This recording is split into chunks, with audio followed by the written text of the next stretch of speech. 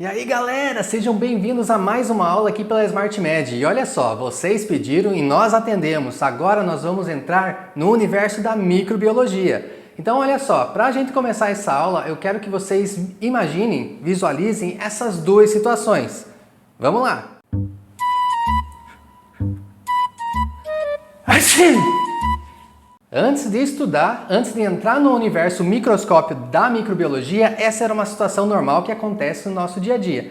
Mas agora, quando a gente começa a entender um pouquinho desse universo, desses serizinhos que habitam esse mundo, essa situação vai passar a ser dessa forma aqui.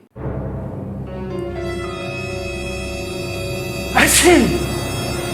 Viu só a diferença? Quanto que esses serizinhos que habitam o nosso mundo estão em todas as partes? Por isso é muito importante estudar então a microbiologia e o efeito que esses serizinhos têm no nosso dia a dia. E desses serizinhos, no primeiro semestre agora, nós vamos focar, vamos separar e estudar as bactérias. Então todo o nosso estudo a partir de agora vai ser direcionado para elas. E eu peço que vocês acompanhem nossas aulas, fiquem ligados em tudo que vai rolar aqui dentro da SmartMed, porque o nosso objetivo aqui é facilitar todo esse conhecimento para vocês. Então vamos juntos estudar e conhecer esse novo mundo.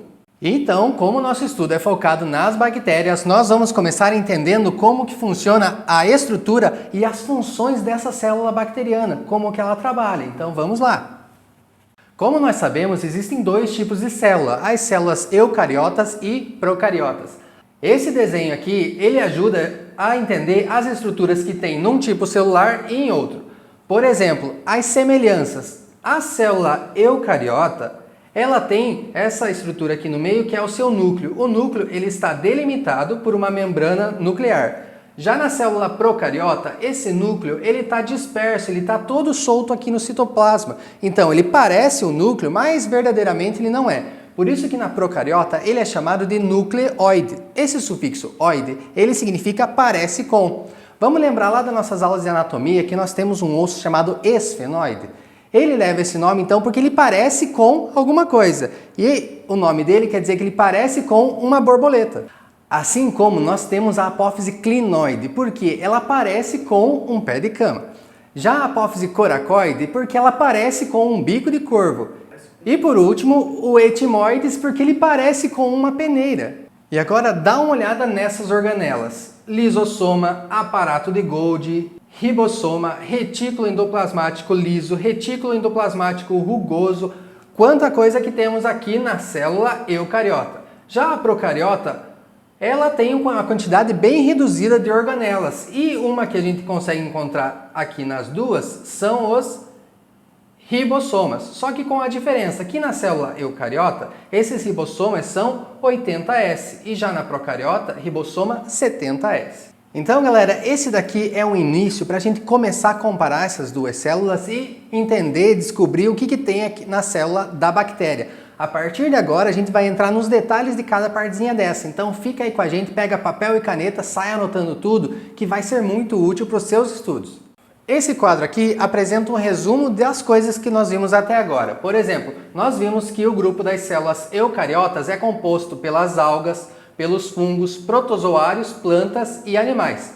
Quando nós falamos de célula procariota, quem que nós vamos lembrar? Nós vamos estar referindo às bactérias exclusivamente. Depois, nós vemos também o tamanho que apresenta essas células. As eucariotas, elas têm um tamanho maior a 5 micrômetros. As procariotas têm um tamanho de 0,5 a 3 micrômetros. Então, elas são células menores.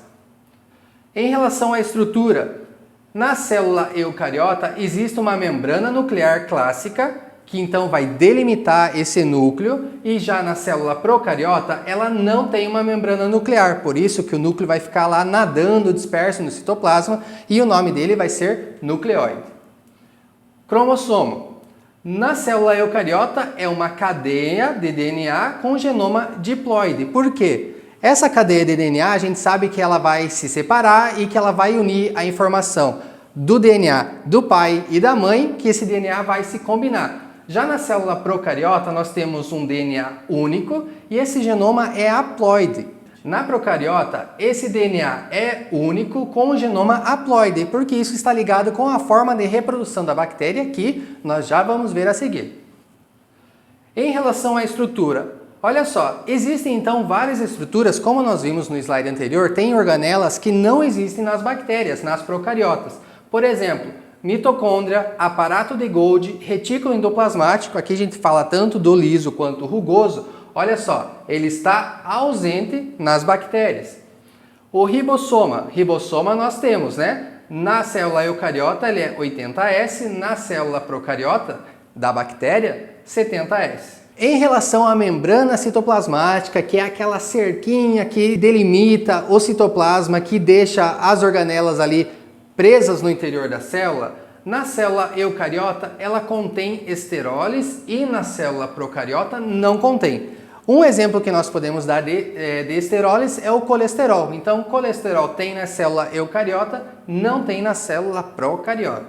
E agora em relação à parede celular. Nas células eucariotas, de uma forma geral, ela não tem essa parede celular, com a exceção dos fungos. Por quê? A célula eucariota já tem a membrana citoplasmática que faz a função de manter as organelas dentro dela, não sendo necessário mais uma parede ainda para fazer essa contenção. Já nas procariotas, nas bactérias, elas têm uma estrutura complexa que é formada por proteínas, lipídios e peptidoglicanos. Nós vamos ver mais à frente que a bactéria usa então essa capa extra como uma proteção que ela tem. Uma das utilidades dessa parede celular é dar proteção extra para a bactéria. Em relação à reprodução, a reprodução das células eucariotas pode ser sexual ou assexual. E já das procariotas, as bactérias, elas fazem uma reprodução assexual, chamada de fissão binária. Então, nós vamos ver mais a seguir, mas em resumo, a bactéria está ali, ela duplica o seu material genético sozinha e depois ela se reparte formando duas bactérias.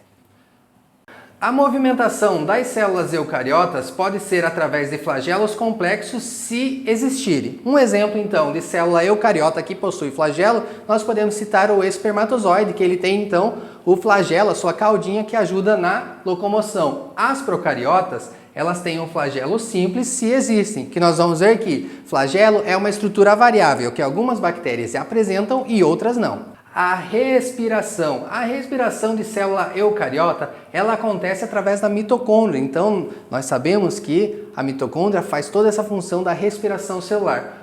Procariota, ela tem mitocôndria? Não, né, gente? Então, como será que ela respira? A resposta está aqui, ó, através da membrana citoplasmática. A gente vai ver então como que se dá esse processo de respiração da bactéria, que também é de duas formas. Então agora falando um pouquinho das generalidades das bactérias, a gente vai ver que elas começam a se separar em grupos bem distintos. Mas no geral, o que são as bactérias?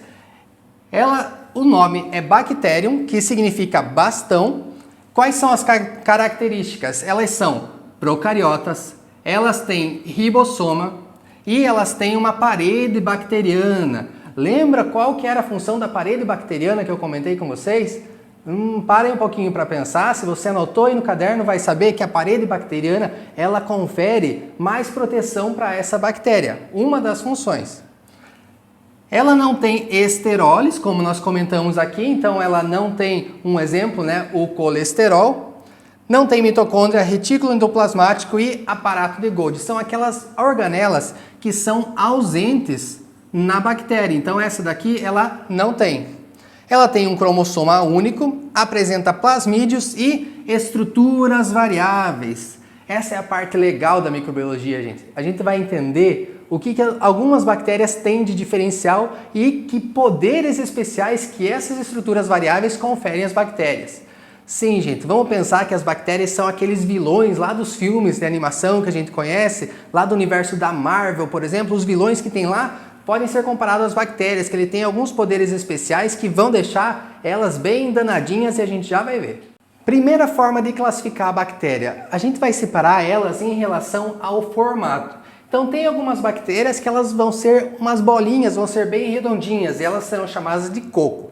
Se ela está sozinha, então, simplesmente coco. Se ela está com um amiguinho, se ela tem uma pareja, como a gente diria em espanhol, ela se chama diplococo. Esse diplococo, ela pode estar encapsulada. A cápsula, gente, é uma das estruturas variáveis que daqui a pouco vai vir Juninho e vai explicar para vocês. Essa cápsula também vai dar mais proteção a ela. Então, como a gente viu até agora, quanta estrutura que a bactéria vai ter para se defender, para ela ficar mais forte. A cápsula é uma delas. Depois, esses cocos, eles podem estar assim formando uma cadeia. Quando eles estão nesse formato, eles recebem o nome de estreptococo. Não sei se vai fazer sentido para vocês, mas para eu diferenciar estreptococo, lá na minha região a gente costuma chamar de estrep quando tem só assim uma ferpinha de madeira que entra no seu dedo. E essa ferpinha, ela costuma ser assim, nesse formato aqui, bem fininho e comprido. Então, por isso que para mim, sempre quando eu pensei em estreptococo, eu pensei numa estrutura tipo um palito de dente, por exemplo. Outra estrutura que ela pode formar aqui se chama estafilococo. Estáfilo significa caixa, então quando ela está nesse agrupamento aqui, aí ela recebe o nome de estafilococo porque você vai olhar na imagem e ela vai parecer como um cacho de uva. Outra forma de classificar as bactérias, nós vamos chamar elas de bacilo. O bacilo, então, ela já tem esse formato como se fosse um bastãozinho. Só que existe uma bactéria que ela é bacilo, mas ela também tem uma estrutura um pouquinho arredondada. Então ela vai ser um pouquinho coco e um pouco bacilo, vai se chamar cocobacilo. Esse daqui é o bacilo original, então ele tem aqui esse formato de bastãozinho. E as bactérias bacilo, elas podem se organizar e ficar de forma empalizada. Essa forma aqui é como se elas estivessem assim, fazendo aquela barreira lá do jogo de futebol, se elas estivessem parada para cantar o hino nacional, por exemplo, estão todas ali lá no exército, que eles estão em posição de sentido. São essas bactérias que estão aqui empalizadas. Olhando para essa imagem aqui, será que essas bactérias bacilo, elas podem assumir um formato de streptobacilos? Pensa aí. Sim, gente, elas podem ficar, quando elas estão organizadas assim na vertical, elas chamam empalizadas. Agora, se elas já estivessem cansadinhas e esses bastões estivessem deitadinhos, eles estariam também enfileirados, mas seriam streptobacilos. E agora nós vamos para as bactérias que são classificadas como espirilos. Elas têm vários formatos que elas podem assumir. Por exemplo, podem ser esse formato aqui de vibrião, podem ser esse formato aqui de vírgula, depois ela pode ser um filamento, esse formato de hélice, como se ela tivesse assim torcidinha, formato de bastão. Esse nomezinho bonito aqui é como se ela parecesse um saca-rolhas e por último, as espiroquetas.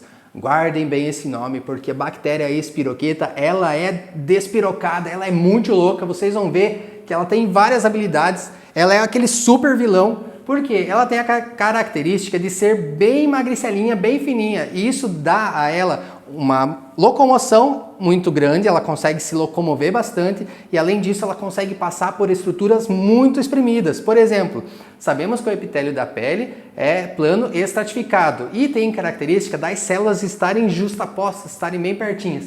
A espiroqueta, de tão danada que ela é, ela consegue passar no meio desse epitélio. Então veja quanto que ela pode ser perigosa. Galera, como nem tudo são flores, nós acabamos de ver um desenho esquemático para representar o formato das bactérias. Quando a gente vai para o microscópio, a imagem que a gente encontra é essa daqui.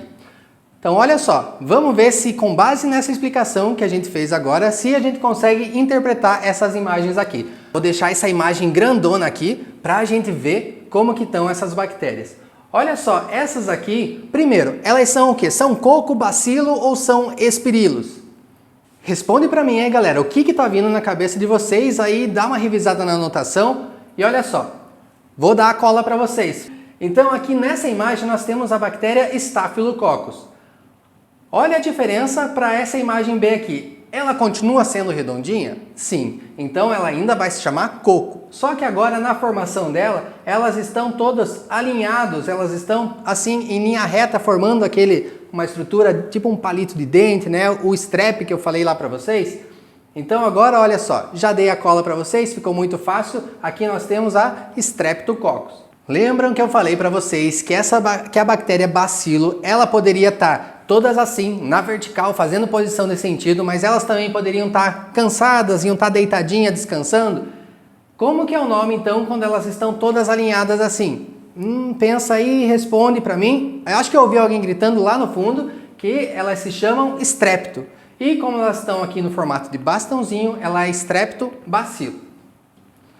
Passando aqui para essa outra imagem, nós temos uma bactéria aqui que ela está toda enrolada, que ela está toda espiralada. Então olha só, como o nome já sugere, pessoal, é só olhar na imagem e ver com o que ela está se parecendo. Se ela aqui está toda espiralada, nós vamos dizer que é uma espiroqueta. E por último, gente, olha essa daqui, ela tá muito fácil. Essa bactéria aqui, gigante do tamanho do universo, ela tá aqui no formato de vibrião. Mais um pouquinho sobre a morfologia das bactérias, porque isso é muito importante para a sequência dos nossos estudos. Como eu falei para vocês, a bactéria coco, se ela está sozinha, nós vamos chamar de coco, simplesmente. Se elas estão agrupadas de forma alinhada, de forma linear, nós vamos chamar de streptococo. Se esse coco aqui, se ele achou um parzinho para ele, nós vamos chamar de diplococo. E também, se eles estão assim, todos agrupados, formando um cacho de uva, é Staphylococcus. Lembra o que significa a palavra estáfilo? Para a gente não esquecer, então, estáfilo parece que um cacho. E aqui, então, nós vamos dizer que ela está igual um cacho de uva. Quando elas se agrupam em 4 bactérias, a gente vai chamar essa estrutura de tétrade. E já se elas estão aqui, ó, 8 bactérias estão juntas, ela está formando essa estrutura chamada sarcina. E já o bacilo, galera, ele tem a mesma pegada, só vai mudar o nome para bacilo, mas as estruturas que ele forma é muito parecida. Então, olha só, os bacilos, se ele tiver juntinho, né, se ele tiver um parzinho, vai se chamar diplobacilo, que é essa estrutura aqui. Se ele estiver formando cadeias, então eles formam, olha a diferença, essa imagem é muito boa para a gente ver a diferença de streptobacilo, onde eles vão estar deitadinho, né, nessa posição horizontal, e esse formato aqui em palizadas, que eles vão estar, todos eles ali na vertical em posição de sentido. Muito bem, galera, então agora nós já entendemos como que funciona a morfologia das bactérias, como que elas podem se apresentar. O próximo passo que nós vamos dar agora é conhecer a estrutura dessas bactérias, e a gente vai estudar que existem estruturas que são permanentes e algumas estruturas variáveis. Essas variáveis quer dizer que algumas bactérias apresentam e outras não. Então, em relação à estrutura, as estruturas que nós conhecemos como permanente, toda bactéria tem uma parede celular e uma membrana citoplasmática, que nós também conhecemos como mesossoma, e um citoplasma. Nesse citoplasma nós encontramos ribossoma e o ADN. Nas estruturas que são variáveis, algumas vão apresentar flagelo, outras têm as fímbrias, que também são conhecidas como pile, e esse pile ele tem de duas formas. É um pile ordinário ou ele é um pile sexual. As bactérias, algumas delas têm o exopolissacarídeo, que vai formar a estrutura, por exemplo, como cápsula, glicocális, e a gente já vai entender cada uma delas. Estrutura variável também tem as esporas. Essa, gente, é bem danada e vocês vão ver para que a bactéria usa a espora, e essa vai ser a explicação do Juninho. E olha só, nesse momento eu quero uma preparação muito especial de vocês, que depois desse desenho a gente vai voltar para cá e aqui vocês vão me ajudar a identificar essas estruturas. Vocês que vão responder para mim se aqui essa estrutura ela é variável ou é permanente. Muita atenção, foco na tela e vamos para a explicação.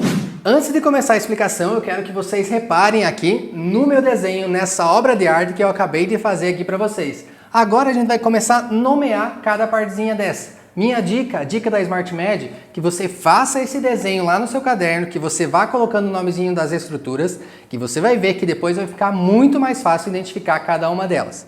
Então olha só, para ajudar aqui então eu vou fazer uma legenda das estruturas para a gente entender cada uma. A bactéria, lembra que eu falei para vocês que além de uma membrana citoplasmática, ela tem mais uma capa externa para conferir proteção a ela? Essa estrutura mais externa que tem aqui nós chamamos de parede celular.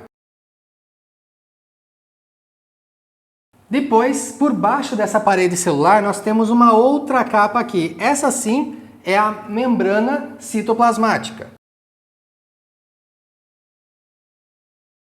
Lembra que eu expliquei para vocês que a bactéria ela tem um número de organelas bem reduzidos no interior do seu citoplasma? Então vamos ver as bactérias que ela apresenta aqui. Ela tem essa estruturinha aqui, que nós vamos chamar de plasmídio. Depois, ela tem essa outra estrutura, essa redondinha aqui, o ribossoma. E por último, ela tem essas bolinhas que são os grânulos, tá? Então, olha só, essa estrutura, essas bolinhas pequenininhas que estão espalhadas aqui, são os grânulos. Então aqui nós fizemos metade da nossa explicação. O que está em vermelho são as estruturas permanentes e agora, de outra cor, em verde, eu vou fazer as estruturas variáveis. A primeira estrutura variável que nós vamos colocar aqui é o pili.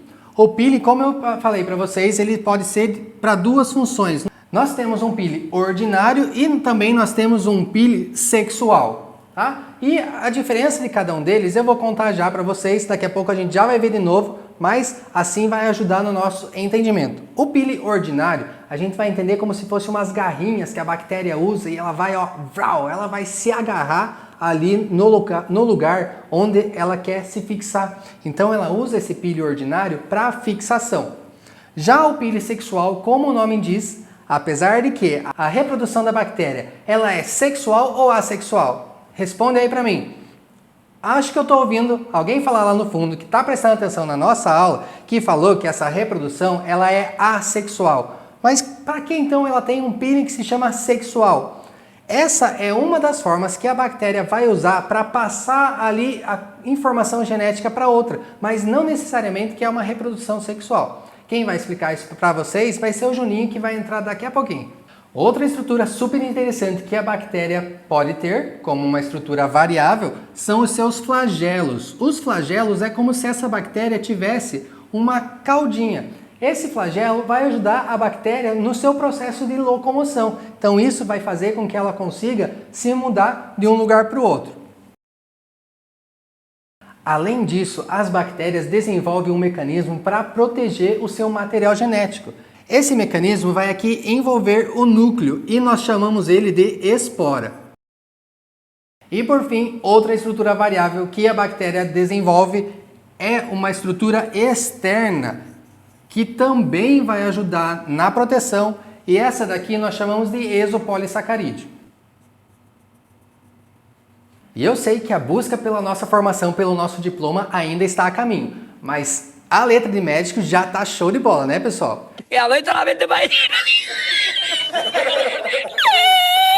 Depois de todo esse esquema, dessa bagunça que a gente fez aqui, vamos lá pro desenho, pro outro quadro, para identificar as estruturas que a gente acabou de ver. Agora a gente vai fazer uma brincadeira seguinte, eu vou circular aqui a estrutura e você daí vai responder para mim se é uma estrutura fixa ou se é variável.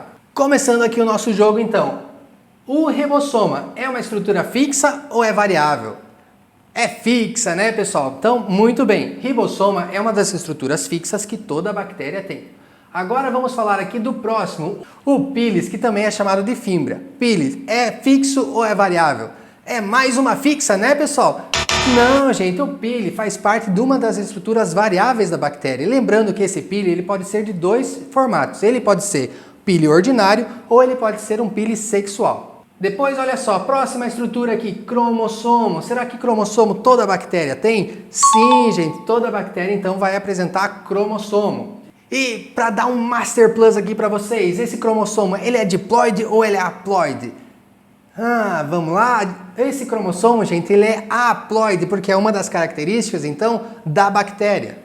Outra estrutura bem lindinha que a bactéria tem, é lindinha, mas porém ela faz muito mal, é o flagelo. Flagelo, essa caudinha que ajuda a bactéria a se locomover. Será que todas elas têm? Não, né, gente? Então o flagelo também é uma das estruturas variáveis. Próxima estrutura que nós temos aqui, vamos falar do plasmídio.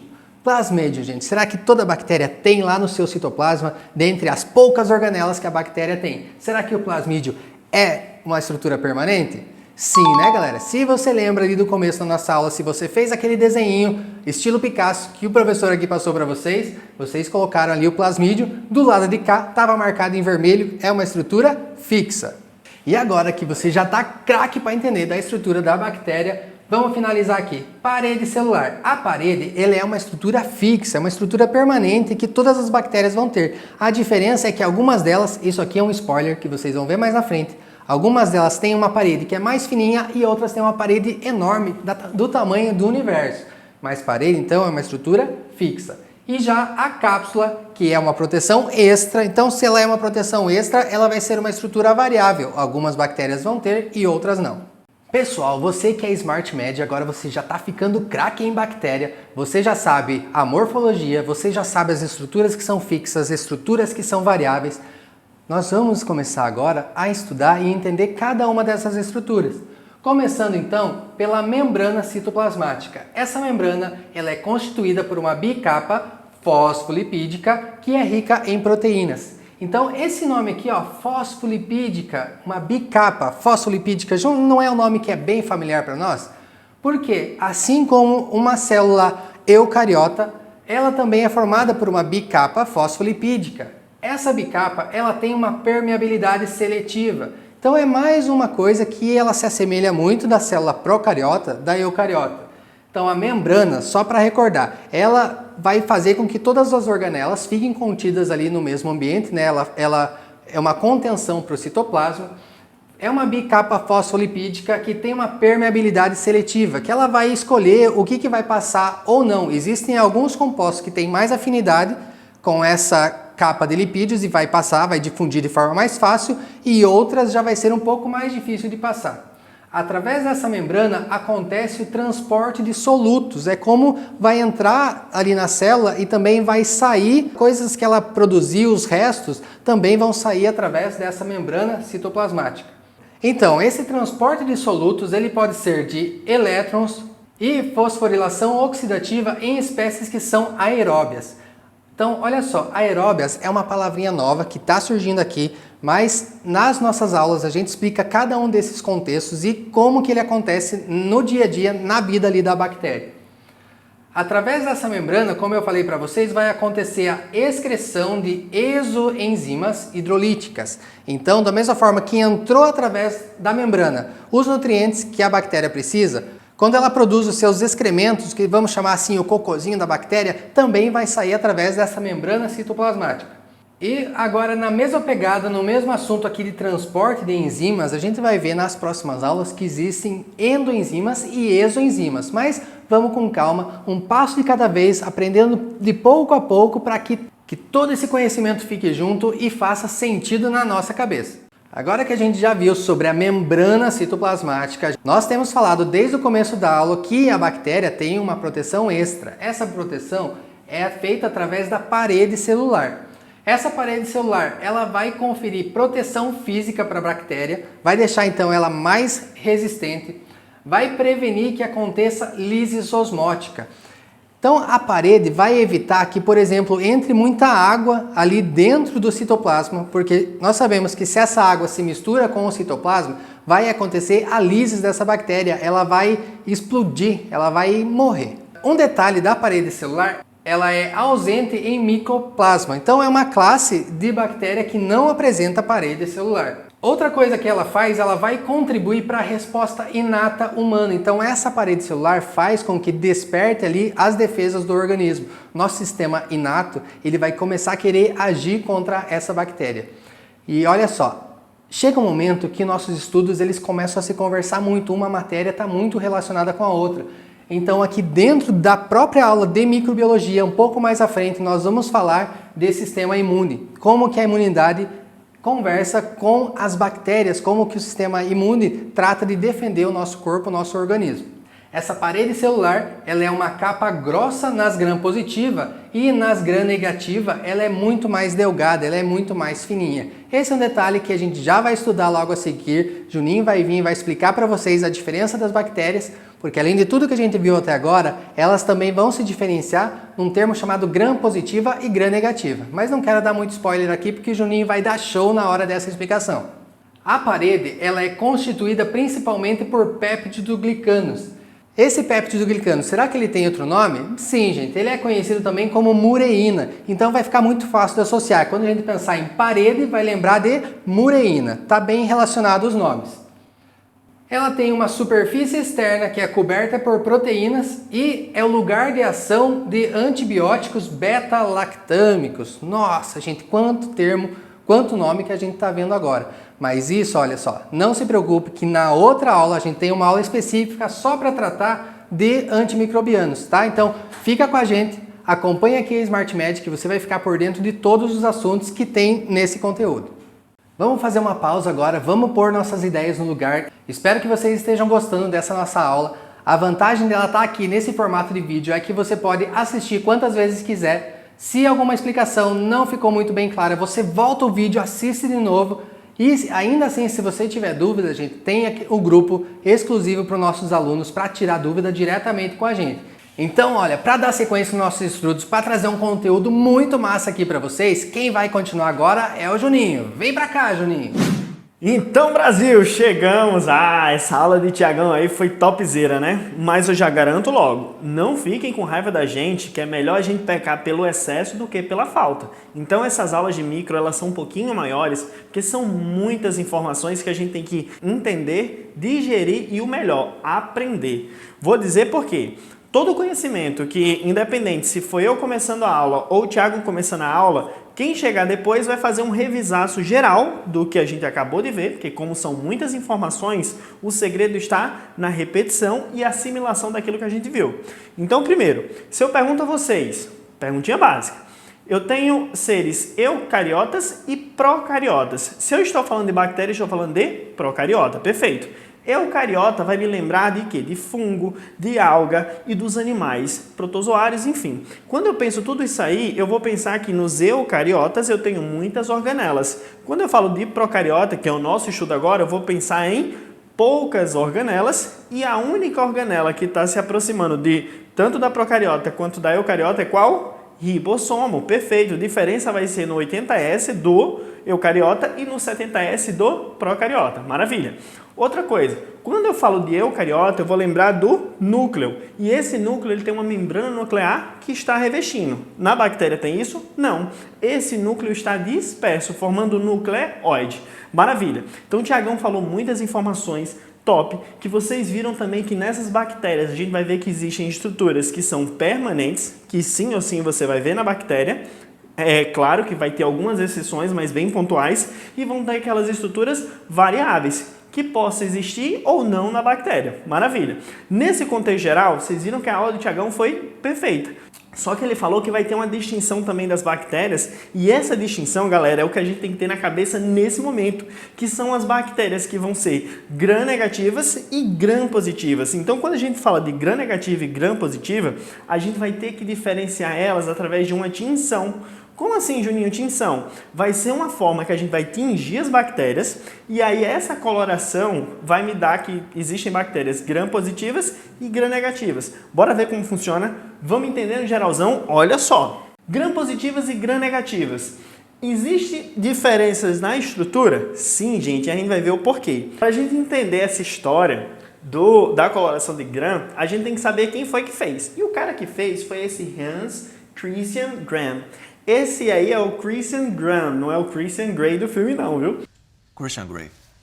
Ele, em 1884, ele desenvolveu esse tipo de coloração. Então, quem foi ele? Ele foi um cientista, galera. Dificilmente os doutores vão perguntar o que ele fez, enfim, só vai saber que foi esse cara que fez essa coloração de Gram. Juninho, mas ele se baseia em quê? Quando a gente fala dessa coloração de Gram, é uma tinção, gente, que está baseada, e aí você vai dizer, na parede celular. Como assim, Juninho? Uma tinção que é baseada na parede celular. A gente vai ver agora nas configurações de uma bactéria gram-positiva e gram-negativa que existe diferença na parede celular. E essa diferença, que a gente vai ver a espessura dela, é que justamente essa tinção de Gram, ou de Gram, que vai fazer essa distinção. Isso vai ser positivo e isso vai ser negativo.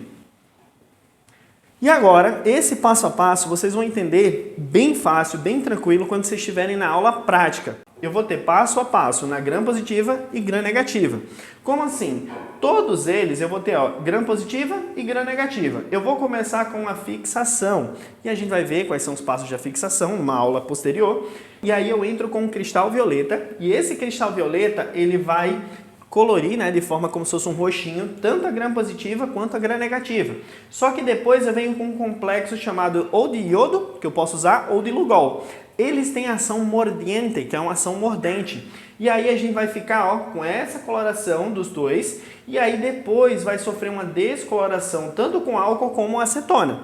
Uma vez que eu fiz esse tipo de descoloração, eu vou continuar com a gram-positiva a azulzinha, no caso roxa, só que a gram-negativa vai ficar descolorida. E aí vem o passo final. Eu vou agora com a safranina ou fucsina, e aí eu vou fazer o quê? Depois de eu usar eles aí, eu vou ter a gram-positiva com essa cor aqui, e eu vou ter a gram-negativa já com a corzinha mais rosada ou avermelhada. Esse passo a passo para você agora na teoria vai ser importante? Dificilmente a doutora vai cobrar ou o doutor vai cobrar. Mas, o que eu quero que vocês lembrem? Que para você saber, em termos de cor, quem é gram-positiva e gram-negativa, depois que eu fiz essa coloração de gram, você vai lembrar que tudo que é negativo não é vermelho? Ah, eu estou com pouco dinheiro, eu estou no vermelho. E aí você vai lembrar que a gram-negativa, ela é vermelha ou rosada, perfeito? Então já para a gente começar a nossa distinção. Galera do céu, agora vem a parte da pancada que você tem que prestar atenção, copiar várias vezes para que não esqueça. Preste atenção aí. Quando eu falo de gram-positivo e gram-negativo, eu vou ter diferenças nas suas estruturas. Preste atenção aqui, ó. Se eu falo de várias capas de peptídeo-glicano, eu estou falando de gram-positiva. Quando eu falo de uma só capa de peptídeo-glicano, eu estou falando da gram-negativa. Juninho, não entendi. E agora que eu quero que você olhe para essa imagem. Então a gente já falou de espessura dessa capa. E agora, como é que a gente vai entender isso na prática? Olha só para aqui, ó.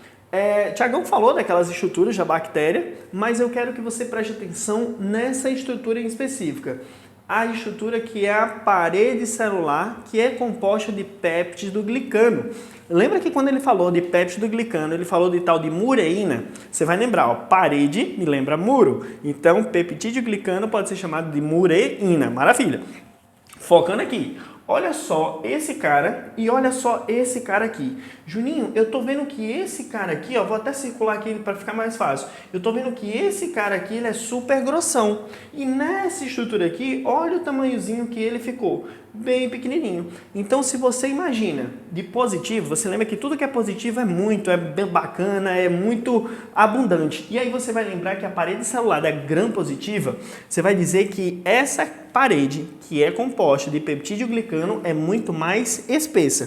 Quando você fala da negativa, você vai lembrar que a parede de peptídeo glicano, ela é mais fininha, ela é mais delgada. Então, essa já é a diferença. Mas, Juninho, o que você está falando de diferença de coloração de gram, isso, aquilo, outro?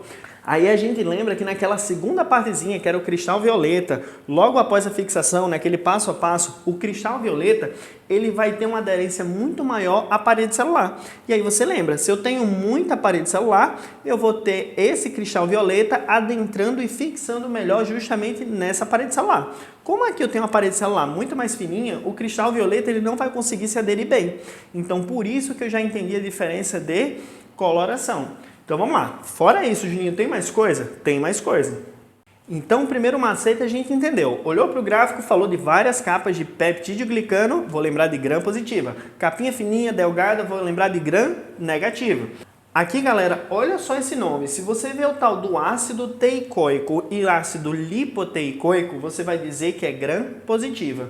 Juninho, mais uma coisa que eu vou ver aqui. Primeiro, lembra que eu falei a você que a gram negativa, como ela tem uma parede menos espessa, ela não vai se tingir com cristal violeta. E o último passo da coloração de gram, só para mostrar a vocês, esse último passo que eu vou usar safranina ou fucsina, eu vou fazer o quê? Eu vou tingir a gram negativa. E eu vou lembrar que negativo é vermelho ou rosa, perfeito? Então, olha só.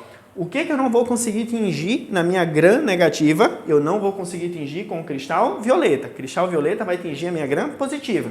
E o que vai me fazer tingir a minha gram negativa? Depois dessa descoloração com álcool ou acetona, eu vou fazer o quê? A coloração, a tinção dele com safranina ou fucsina. Perfeito. Então, ó, já vimos ácido teicoico e lipoteicoico na gram positiva. A gente vai ver na imagem daqui a pouco. Então, elas vão fazer o quê? Elas vão reter com cristal violeta. Lembrando, ó, gram positiva vai ser cristal violeta. E as proteínas associadas à parede. Vamos ver que proteínas são essas. E olha só, aqui, lembra que eu falei a vocês que se eu falo de gram negativa, ela tem pouquinha parede celular. E aí, o que eu vou ter? Eu vou ter uma outra coisa que eu vou ter que colocar mais na minha gram negativa para que ela seja mais completa, para que ela tenha mais estruturas. E aí vai entrar o tal do espaço periplasmático, que a gente vai ver, e vai entrar também uma tal de membrana externa. Lembrando dessa membrana externa, a gente vai ver um tal de lipídio A e polissacarídeo central também vai ver a tal de antígeno O. Não se desespere, vamos entender agora o máximo de informações. Agora vai fazer sentido. Primeira coisa, diferenças de parede, gram-positiva, muita parede celular de peptídeo glicano ou mureína. E agora vem o pulo do gato que você tem que olhar e lembrar. Na positiva, como eu tenho um paredão, eu vou ter menos estruturas depois do paredão. E aí o que eu quero que vocês lembrem? Se eu falei de ácido teicoico e se eu falei de ácido lipoteicoico, qualquer um dos dois ácidos você vai associar com a gram-positiva. Maravilha! E olha só, aqui o que eu vou ter associado? Você vai dizer que você vai ter proteínas associadas à parede. Então lembrem comigo, proteínas associadas à parede, ácido teicoico e lipoteicoico, eu vou ter na gram-positiva. Outra informação bacana, se eu estou falando de ácido lipoteicoico, o que vai me lembrar que tem gordurinha, lipídio?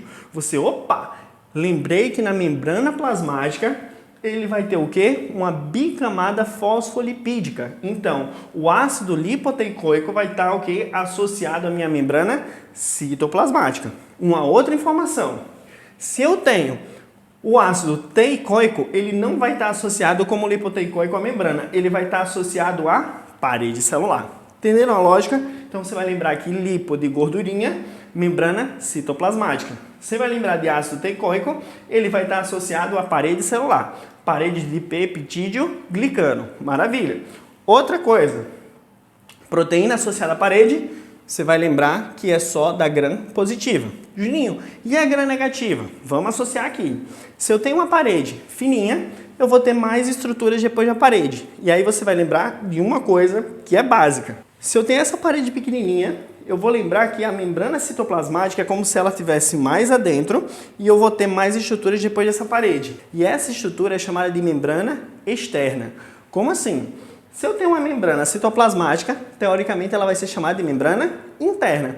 Se eu vou colocar uma outra membrana, ela vai ser membrana externa. E ela vai se localizar onde? Depois da parede celular. Então, ó, membrana interna, membrana externa. O que está no meio é a parede celular. Se eu tenho um espaço entre as membranas, esse espaço vai ser chamado de espaço periplasmático. Então, você vai entender, ó, membrana externa, membrana interna, que seria a membrana citoplasmática embaixo, parede celular. O espaço entre eles, você vai lembrar desse sanduíchezão aí, espaço periplasmático, perfeito? E olha só, aqui fora você vai lembrar desse tal de LPS. Como LPS, Juninho? Vamos juntar nomes? Se eu estou vendo que aqui é um lipopolissacarídeo, lipo vai me lembrar de gordura e sacarídeo vai me lembrar de açúcares. Por quê? Porque se eu tenho um monossacarídeo que se junta com outro monossacarídeo e se junta com vários outros e fazem ligações glicosídicas, eu vou formar um polissacarídeo. Então você vai lembrar aqui, vamos devagarzinho, gordurinha, que é o lipo, mais o açúcar, que é polissacarídeo, você vai formar o lipopolissacarídeo. Então, Juninho, se eu vejo um tal de LPS, eu vou lembrar de quê? Gram-negativa, porque é o lipopolissacarídeo. Bora entender na imagem. Tá vendo que aqui, ó, na minha membrana externa, depois da minha parede celular, eu tô vendo o quê? Que tenho essas bolinhas amarelas, que são as gordurinhas, e eu tô vendo essas partezinhas que estão saindo para fora, que você vai dizer que são os açúcares. Você vai dizer que essa partezinha é o polissacarídeo e essa partezinha seria a parte lipídica. Então, essa conjuntura dos dois vai formar o meu LPS, que é o exterior, minha membrana externa da minha gram-negativa. Perfeito? Muita informação, galera, mas eu quero que vocês lembrem muito. Então, se a doutora perguntar, ou o doutor perguntar, LPS, você vai dizer, opa, LPS é lipopolissacarídeo e ele só vai estar presente na membrana externa das gram-negativas. Na gram-positiva, não tenho LPS. Perfeito? Se eu tenho açúcares associados à parede, você vai dizer, opa, açúcares associados à parede, eu vou lembrar de gram-negativa. Se eu lembro que tem a minha membrana citoplasmática, tenho minha parede celular fininha e eu tenho uma outra membrana externa, eu vou lembrar que só quem tem isso, que é uma parede mais complexa, gram-negativa. Qual é o espaço entre as membranas? Espaço periplasmático. Deu para entender, né? Muita informação, muito nome, mas você vai fazendo, refazendo, apagando, que você vai conseguir entender bem legal essa parte. Então agora, traduzindo em palavras tudo que a gente viu, olha só, se eu tenho uma parede celular complexa, eu vou lembrar, caramba, quer dizer que complexo tem a ver com a espessura da parede? Não, complexo tem a ver com a quantidade de estruturas que eu tenho a mais. E isso aqui é uma característica de quem? Gram-negativa. Perfeito. Outra pergunta básica. Gram-negativa, ela vai se colorar com cristal violeta? Você vai dizer, opa, se é violeta não tem nada a ver com rosa nem com vermelho. Então, ela não vai pegar cristal violeta na minha gram-negativa. Quem vai colorir minha gram-negativa? Safraninofucsina. Yes. E aí você vai lembrar que esses aí vão colorir a gram-negativa. Outra coisa, se eu tenho uma parede celular complexa, eu vou ter uma membrana externa. Composto de quê? De fosfolipídios, proteínas, que a gente vai ver a tal de porina. A gente vai ver numa aula depois, que só a SmartMed vai dar topzera, que essas porinas, você vai ver que um dos mecanismos de evasão dos antibióticos, né, que sabe que quando a gente está com algum problema bacteriano e a gente vai tomar um remédio, vai ser um antibiótico. E existem antibióticos que, para agir nessa bactéria, principalmente na gram-negativa, ele vai querer adentrar nessa bactéria, né? E aí, para adentrar, ele vai usar os poros, muitas vezes as porinas. Só que essas porinas, elas vão conseguir, dependendo da bactéria, se for sem vergonhinha, ela vai fazer a mudança dos locais dessa porina, ou simplesmente fechar com alguns mecanismos. E são mecanismos de evasão contra os antibióticos. Isso a gente vai ver numa aula de antimicrobiano que é top. E olha só, falei de LPS, que é o mesmo de lipopolissacarídeo, eu estou falando de gram-negativa. A membrana externa mantém a estrutura bacteriana e atua como uma barreira de permeabilidade às moléculas maiores. Então, olha, essa membrana externa, ela vai conferir um plus a mais à minha gram-negativa. A permeabilidade da membrana externa vai variar amplamente de um gênero bacteriano a outro. Como assim, Juninho? Dependendo, a membrana externa, ela varia de uma bactériazinha a outra. E aí eu vou dar dois exemplos. A Pseudomonas aeruginosa em relação à Escherichia coli, que a gente vai ver essas duas mais à frente. Só para vocês terem ideia, essa Pseudomonas, ela é tão resistente que aí ela vai ser muito mais resistente aos fármacos antibacterianos em relação à membrana externa da E. coli em uma diferença de 100 vezes. Então, olha só. A Pseudomonas aeruginosa em relação à E. coli, na sua membrana externa, ela é resistente 100 vezes mais. Olha que coisa mais interessante só nessa informação. Falei de membrana externa, e aí eu lembro da minha membrana citoplasmática, eu vou lembrar que eu tenho um espaço, e é um espaço chamado periplasmático. Nesse espaço, gente, entre as membranas internas e externas, é conhecido como esse nome, periplasmático. As proteínas periplasmáticas vão incluir proteínas fixadoras de substratos e de enzimas hidrolíticas e enzimas que inativam certos antibióticos. Então vocês vão ver que a bactéria ela pode produzir algumas enzimas que vão inativar os antibióticos. E a gente vai ver nessa aula de antimicrobiano, existem antibióticos que são beta-lactâmicos e existem bactérias que vão produzir a beta-lactamasa, que é justamente uma enzima que vai combater esses beta-lactâmicos. Então, só para vocês terem uma ideia, eu usei esse exemplo, mas só para vocês entenderem que essas gram-negativas vão produzir enzimas específicas para combater esses medicamentos. E aí, olha só, ele vai ter uma fina capa de peptídeo-glicano e aí a membrana citoplasmática dela, ela vai ter em comum acordo também com a gram-positiva. Lembrando que essa membrana citoplasmática, quando eu falo de negativa, é como se eu estivesse chamando de membrana interna, perfeito? E olha só, se eu falo de LPS, se eu estou falando de LPS, eu estou falando de quem? Gram-positiva ou negativa? Você vai dizer, caramba, Juninho, já sei. LPS são nas gram-negativas. Fácil. E esse LPS, que é o lipopolissacarídeo, né? O lipo de gordurinha e poli de muitos açúcares, eu vou lembrar que é o quê? É uma potente endotoxina. A gente vai ver o que uma endotoxina faz e que uma exotoxina faz em outras aulas. Então, ele é uma potente endotoxina. Ele desencadeia respostas imunológicas inatas, ativando os linfócitos, macrófagos, entre outros. Então, ó, principalmente os linfocitos B, né, que eles vão fazer um reconhecimento por eles mesmos. Lembrando que a gente vai ter uma aula, galera, que só a SmartMed pensou assim, ó, a doutora vai dar uma aula para vocês, presencial, e o doutor também, sobre um basicão de sistema imunológico, tanto a parte da imunidade inata quanto a parte da imunidade adaptativa.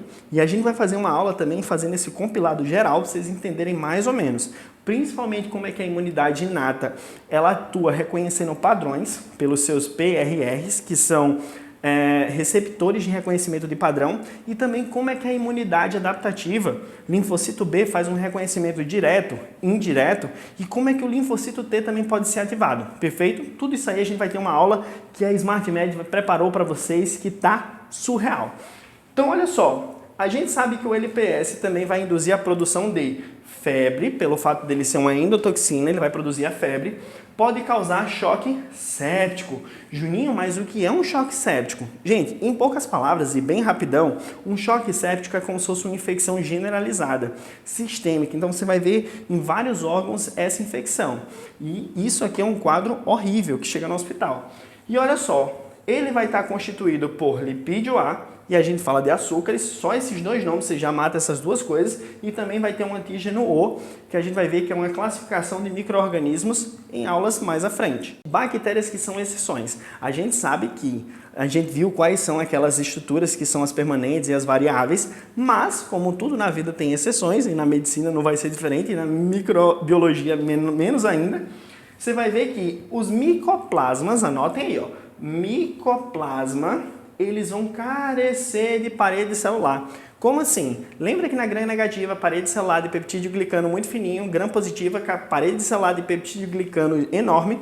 Quando eu falo de micoplasma, nem parede celular os bichinhos têm, perfeito? Eles não têm parede celular.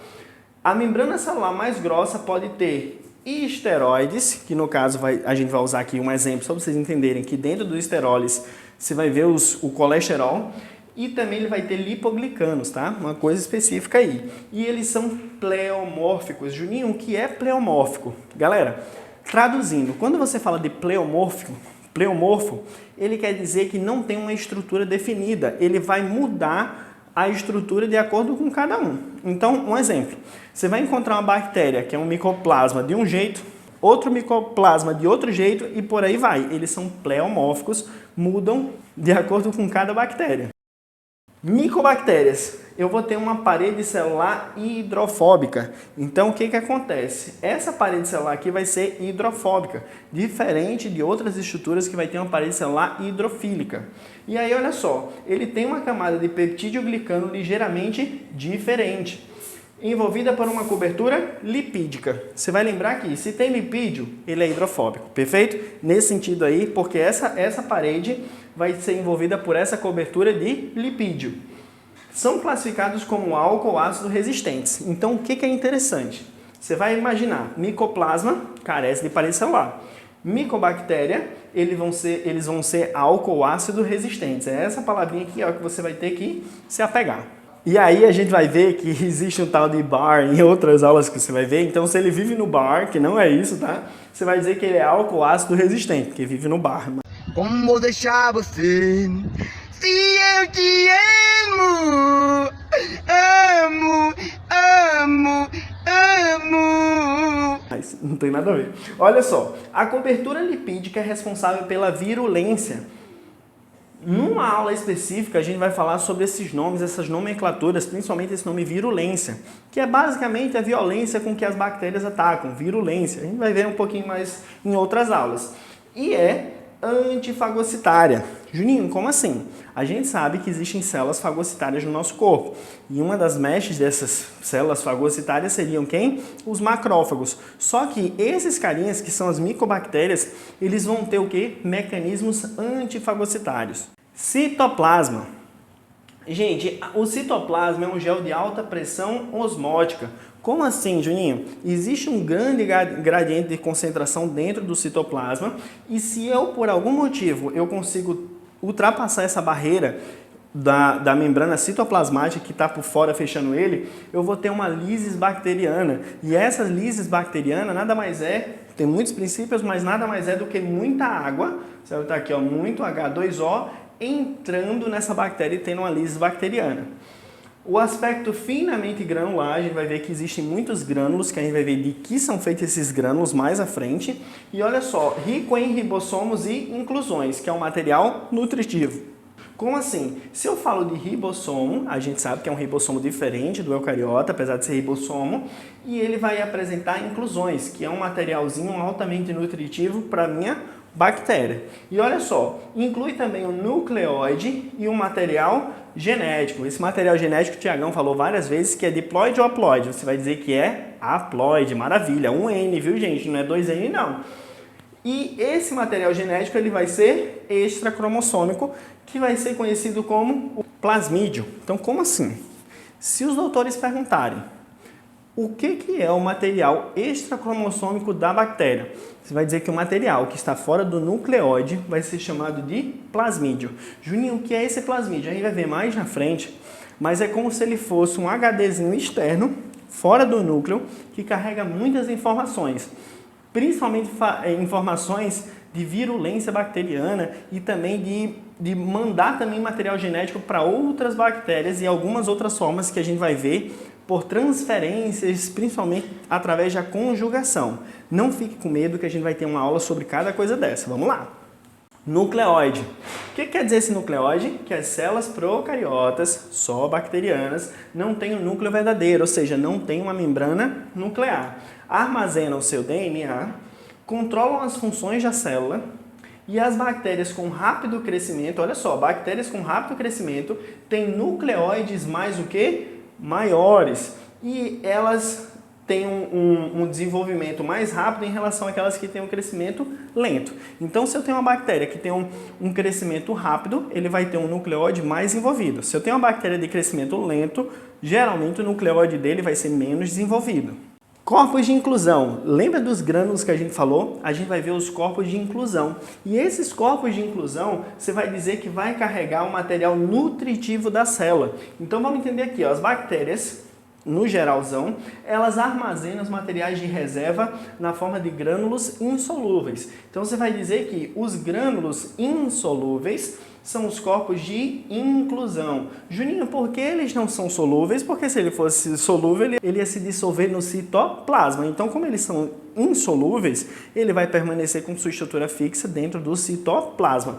E é o que? Material de reserva. Se denominam corpos de inclusão e quase sempre participam no armazenamento de energia. Então, falou de armazenamento de energia. Reserva energética, a gente está falando de corpo de inclusão. A maior parte das inclusões celulares estão limitadas por uma membrana delgada formada de lipídios.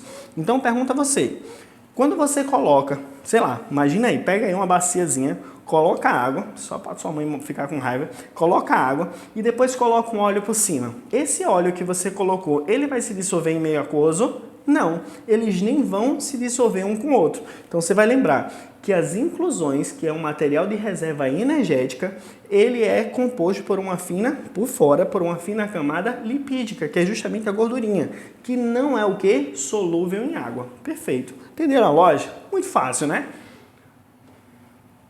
Plasmídio. Lembra que eu falei a vocês que se eu tenho no nucleóide e eu tenho um DNAzinho extracromossômico que está ali fora do nucleóide,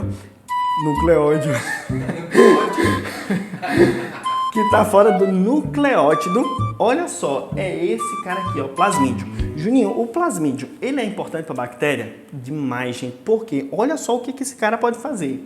Ele pode oferecer resistência a antibiótico, a gente pode ter uma informação de ter pilissexual ou não, ou de ter vários ordinários. A gente tem uma informação para ter exotoxinas, bacteriocinas, que é a forma que a bactéria vai conseguir matar as outras bactérias, e também resistências a metais pesados, entre outros. Ou seja, nesse HDzinho externo, que é extracromossômico, que está dentro da bactéria, chamada plasmídio, ele vai ter informação para tudo isso aqui. Perfeito, gente?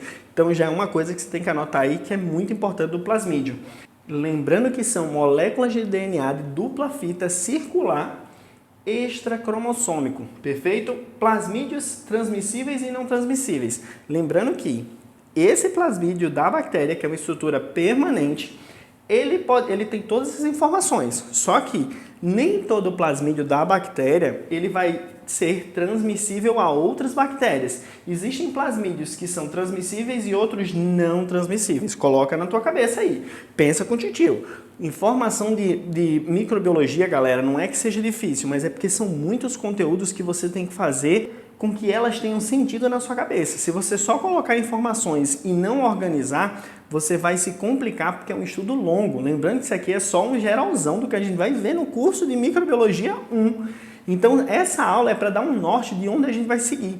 Imagina se todas essas informações não estiverem bem organizadas na sua cabeça. Aí você vai ver que microbiologia vai se tornar uma matéria muito complicada. Mas na SmartMed, microbiologia vai ser um passeio no parque. Vamos lá! Estruturas variáveis. O que o Tiagão falou? Que estruturas variáveis são aquelas estruturas que as bactérias podem ter ou não ter. Então, falando bem rápido sobre elas, a gente falou sobre flagelo, e aí você vai lembrar. Caramba, flagelo, qual é a base de proteína que forma um flagelo? Você vai botar na sua cabeça que é chamada de flagelina. Então, ó, lembrou de flagelina, você vai lembrar que é a estrutura que vai compor o flagelo.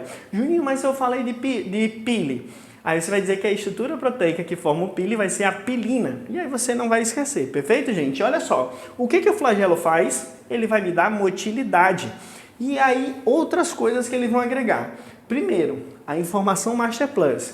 Flagelo só tem bacilos. Flagelo, só bacilos. Bacilo, aí você vai lembrar que pode ter flagelo. Todo bacilo tem flagelo? Não. Alguns têm, outros não têm. Outra coisa, apêndices filamentosos helicoidais. Meu Deus do céu, parece uma série de videogame. Olha como é fácil. Apêndice é tudo aquilo que está unido a alguma coisa de forma que pendurada, está lá penduradozinho. E aí você vai lembrar, a gente não tem um apêndice recal que está pendurado no nosso intestino grosso, então você vai lembrar que apêndice é isso, que está colgado, que está fixo a outra coisa de forma pendurada. Então, ó, é um apêndice que está pendurado, né? Ele é filamentoso, parece um fiozinho e ele é helicoidal, quer dizer que ele tem formato de hélice. Mobilidade bacteriana, e aí eu tenho aqui ó, um exemplo que é a E. coli, Escherichia coli, a gente vai estudar ela ainda, perfeito? Formado por um corpo basal, ele vai ter uma base, ele vai ter um gancho, e a gente está vendo aqui o gancho, e ele vai ter também um filamento externo. E toda essa parte externa aqui, ó, que está indo lá para fora da bactéria, ok? E por último, gente, antígenos flagelares que se denominam antígenos H. Não fiquem com medo, tá? A gente só tem aqui um exemplo, salmonela. Então, sempre agregando informação. O que os flagelos fazem? Eles são propulsores em forma de corda. Então, você vai lembrar que são propulsores, motilidade bacteriana, e aí vai ajudar o quê? Eles vão permitir que a célula se dirija até os nutrientes e que evite também as substâncias tóxicas que vão formar quimiotáxis. Primeiro, vamos devagarzinho. O que ele vai fazer? O flagelo pode ajudar essa bactéria a se locomover até os nutrientes, como também podem ajudar essa bactéria a fugir de substâncias que sejam tóxicas a ela. Então, tanto serve para chegar onde ela quer, como sair de onde ela não quer. Elas vão fazer o quê? Ativar as proteções inatas do hospedeiro. Lembra vocês que quando eu falei que as proteínas que formam os flagelos são as flagelinas, quando a gente está falando de imunidade inata, formas de reconhecer, como é que essas células vão reconhecer? Elas vão reconhecer substâncias que são estranhas ao corpo, e uma delas seria a flagelina. Então, quando a imunidade inata vê a flagelina, ela faz, opa, isso aqui não faz parte do meu corpo e eu vou atacar. Então, é basicamente isso. Elas vão ativar essa imunidade inata para combater essa bactéria que tem esse flagelo. Fímbrias ou pilis. Então, o Tiagão falou bem rapidão que o quê? Que eu tenho pilis ordinário e pilis sexual. Pili ordinário vai me fornecer adesão. Então, essa bactéria vai chegar pelo seu pili ordinário e vai se aderir na superfície que ela quer. Já o pili sexual vai ser aquele pili que é como se fosse um cabinho USB que a bactéria vai ter, né? Algumas vão ter ou não. E aí elas vão se juntar com outra bactéria e vão fazer uma conjugação, que é uma das formas que a gente vai ver em outras aulas de transferência gênica, perfeito? Só anota isso aí. Essas fímbrias são microfibrilhas ou cílios parecidos a pelos, parecem os pelinhos da bactéria, que rodeiam principalmente algumas gram-negativas. Então a gente vai ver mais fímbrias ou pilis nas gram-negativas. Constituem por uma mistura de uma proteína, né, estrutural chamada pilina. No flagelo era flagelina e aqui no pilis você vai dizer que é pilina. E possui propriedades de adesão, principalmente o pili ordinário. Eles podem se distinguir em duas classes. Aquilo que eu falei, ó, pilosidades ordinárias e as pilosidades sexuais, perfeito? Então, ó, as ordinárias, elas participam na aderência bacteriana à superfície. E olha só, já as sexuais, elas vão participar no mecanismo de uniões de células que são as doadoras e aquelas receptoras, formando assim a conjugação bacteriana. Exopolissacarídeo. O exopolissacarídeo, galera, é basicamente assim. Imagina, exo vem de fora. Polissacarídeo quer dizer açúcares que estão fora dessa bactéria. Então, esses açúcares que estão fora são chamados de exopolissacarídeo. Juninho, o que ele forma? Você vai dizer que ele forma o quê? Ele forma tanto uma cápsula como uma capa de limo. Meu Deus do céu, olha só. Então, o que você vai entender? Que é uma coberta de natureza de açúcar que vai rodear uma bactéria. E aí esse material se encontra fora da célula. Imagina, fora da célula. E ele vai se classificar tanto em cápsula como capa de limo. Já que a gente falou de exopolissacarídeo, que pode fazer cápsula ou capa de limo, vamos entender a cápsula. A cápsula, galera, é uma substância mucosa ou viscosa e ela vai dar uma união firme às bactérias. Elas podem ser rígidas, como podem não ser, mas no geral, cápsula é rígida. E olha só, sua função principal nas bactérias patógenas, aquelas que vão fazer mal, né, ao nosso corpo, que vão oferecer um dano, é protegê-las do sistema imunitário do hóspede. Então, quando eu tenho uma bactéria que está encapsulada, ela vai oferecer uma resistência maior no meu sistema imunitário. Então, meu sistema imunitário, principalmente nas capacidades fagocitárias, vão ter mais trabalho de fazer essa função. Elas vão proteger as células da fagocitose e é um fator de virulência. Galera, elas contribuem também na capacidade de invasão. Então, cápsula vai contribuir tanto no fator de virulência, como também a capacidade que a bactéria vai ter de invadir o hospedeiro. Capa de limo. Lembra que cápsula me dá a ideia que são rígidas? Quando eu falo de capa de limo, ela vai ter uma ideia de flexível.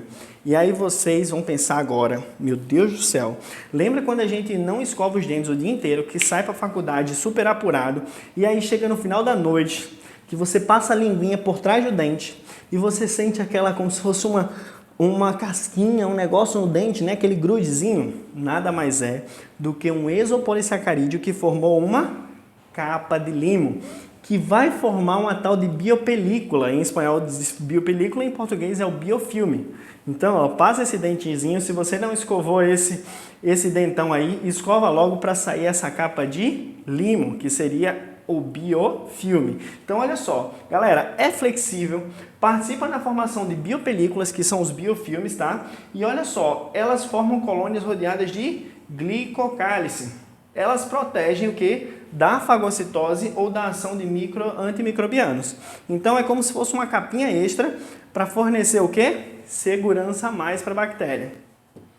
Espora. Meu Deus do céu, a espora, galera. Se vocês veem nesse conceito de microbiologia que uma bactéria ela é esporulada, quer dizer o quê? Que ela tem mecanismos que vão fazer com que o núcleo dela seja preservado. Como assim, Juninho? Espora é como o Tiagão falou, lembra que ele fez a bactéria zona gigantesca e ele colocou um material genético aqui, não é isso? O DNA dele? Então, espora é como se fosse para proteger esse núcleo. De quê, Juninho?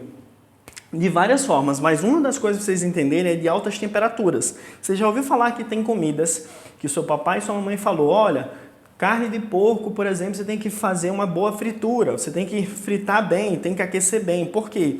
Porque vão existir bactérias dentro da carne de porco que ela vai ter essa capacidade de fazer uma espora no núcleo e preservar o máximo possível. É como se fosse um mecanismo de defesa da bactéria. E olha só, dos gêneros Bacillus, Streptococcus e também do Clostridium. Galera, se originam dentro da célula, a gente já viu, né, como é que ela se origina, se libera por lise celular. Se na bactéria entrou água dentro da sua estrutura, ela vai ser o quê? Liberada essa espora pela lise da bactéria. Elas vão se produzir em condições adversas, por exemplo, por escassa quantidade de água, porque a gente sabe que as bactérias, na verdade a gente vai ver em outra aula, que as bactérias são compostas de 80% de água. E aí o que acontece? Se eu tenho essa bactéria que está com escassa quantidade de água, ela vai se proteger. Então ela vai fazer o quê? Uma espora para conseguir sobreviver por mais tempo. E aí, ó, quando está faltando nutrientes ou quando está faltando água, tudo isso vai proporcionar a minha bactéria fazer a espora. Juninho, são todas as bactérias? Não, bactérias específicas. E ela é uma forma muito resistente. Se a gente fosse dizer que existe um mecanismo Master Plus de defesa da bactéria, esse mecanismo seria a espora. Morfologia. O que é essa morfologia quando eu falo de espora? Galera, a espora, ela tem uma aparência birrefringente. Juninho, que danado é isso? É que quando a gente olha ela no microscópio, ela tem uma característica de que a luz ela consegue ser refletida para todos os lados. É como se ela tivesse refração em ambos os lados. Por isso que ela é birrefringente. Não se tinge com colorantes habituais. Então a gente não consegue tingir a espora com os colorantes habituais. É esférico oval, diâmetro de 0,2 a 2 micrômetros e deformante, né? Quando a gente fala do Clostridium, e não deformante quando a gente fala do Bacillus. Então é só uma informação a mais, dificilmente os professores vão perguntar esse tipo de informação fina, mas como você é Smart Med, tem que saber tudo isso. E para terminar nossa aula, galera, olha que coisa interessante, a gente separou duas perguntas e eu quero que você consulte agora seu mapa mental e dizer, meu Deus, será que eu estou sabendo legal? Vamos ver agora, preste atenção. Pergunta: qual dos seguintes componentes vai estar presentes em bactérias gram-negativas, mas não vai estar presente em gram-positiva? Então vamos lá, a pergunta que foi feita é: ela está presente na gram-negativa, mas não está presente na gram-positiva. O que seria? Vamos entender. Quando eu falo de peptídeo glicano, tem nas duas? Sim, claro que tem. A diferença vai ser a espessura. Se é muito espesso, gram positivo. Se é pouco espesso, gram negativo. Se eu falo de cápsula, e aí você vai dizer, caramba, cápsula pode ter na gram positiva, mas como pode ter na gram negativa? A diferença é que ela é uma estrutura variável. Se eu falo de flagelo, a mesma coisa. Se eu falo de pilosidades, a mesma coisa. As três são estruturas variáveis. Agora, se eu falo que tem na gram negativa, mas não tem na gram positiva, eu só posso pensar em quem? Lípido A. Então, se você lembrou de lípido A, que está associado ao LPS, que é o lipopolissacarídeo, você vai dizer que é uma coisa que só vai ter na gram negativa. Olha aí que coisa fácil. Última pergunta. Você acertou? Está feliz? Vamos ver se você fecha com chave de ouro. Qual dos seguintes componentes está presente nas bactérias gram-positivas, mas não nas gram-negativas? Então, meus sinais mudaram. Ó, na minha gram-positiva, ele está presente, mas na minha gram-negativa, ele não está presente. Bora ver aqui. Cápsula. Caramba, Juninho, cápsula, Tiagão falou, você falou que é uma estrutura variável, pode ter nas duas. Perfeito. Quando eu falo de peptídeo glicano, é a questão da espessura, mas está presente nos dois. Quando eu falo de flagelo, caramba, estrutura variável pode estar nas duas. Mas quando eu falo de ácido teicoico e ácido lipoteicoico, eu só estou falando de quê? Gram positiva. Então a resposta correta é a D. Perfeito, gente? Pensaram, né? Aula pesada, muita informação, mas não se desespere porque a Smart Med está com você. Você vai imaginar que microbiologia e você vai entender que essa matéria é muito fácil. Muito fácil por quê? Porque vamos dar os mecanismos necessários para você aprender e ter a melhor performance. Essa é só uma aula de muitas que vão existir. Olha só esse número que está aqui abaixo. Na verdade, coloca esse número aqui desse lado. Olha esse número, nossas redes sociais, nos procura, vai lá, fala com o Tiagão, dizer, Tiagão, eu quero fazer microbiologia porque agora eu estou vendo que nessa aula vai ser muito top as outras que vão vir. Eu gostaria de agradecer também esse material que vocês viram que é top, que estava tudo mastigadinho, a doutora Fátima nos proporcionou. E muito obrigado, doutora, por ter confiado na gente e ter mandado esse material e saber que a gente vai fazer um dever de casa, juntamente com você aí que está em casa também estudando muito. Estudem, não desanimem. Vocês sabem que o curso de medicina e os cursos da área da saúde que tem essa matéria, não é que ela seja difícil, mas que você tem que plantar um tijolinho todos os dias. Foco naquilo que você se propõe a fazer. Estamos juntos. Tchau, tchau.